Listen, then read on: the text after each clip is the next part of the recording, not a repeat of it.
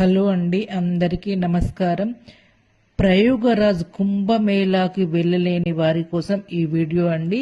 మీరు ప్రయోగరాజ్ కుంభమేళాకి వెళ్ళలేదని చింతిస్తున్నారా?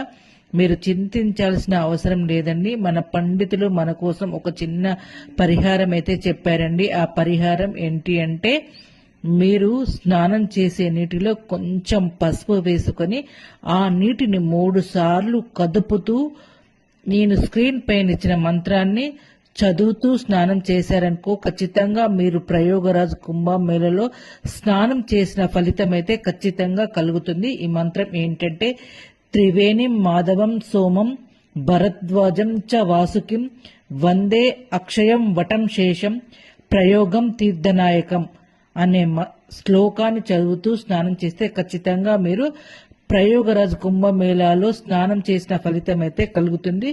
వెళ్ళలేని వారి కోసం ఈ వీడియోను తప్పకుండా షేర్ చేయండి. సర్వేజన సుఖినోభవంతు.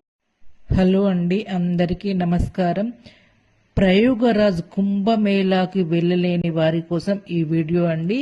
మీరు ప్రయోగరాజ్ కుంభమేళాకి వెళ్ళలేదని చింతిస్తున్నారా?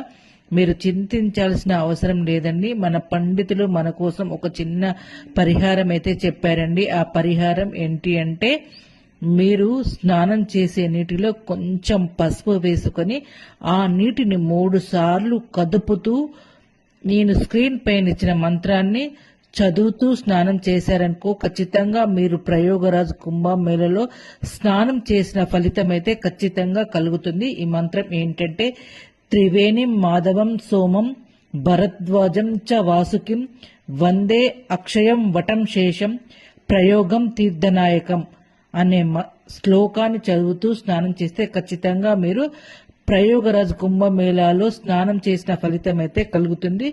వెళ్ళలేని వారి కోసం ఈ వీడియోను తప్పకుండా షేర్ చేయండి. సర్వేజన సుఖినోభవంతు.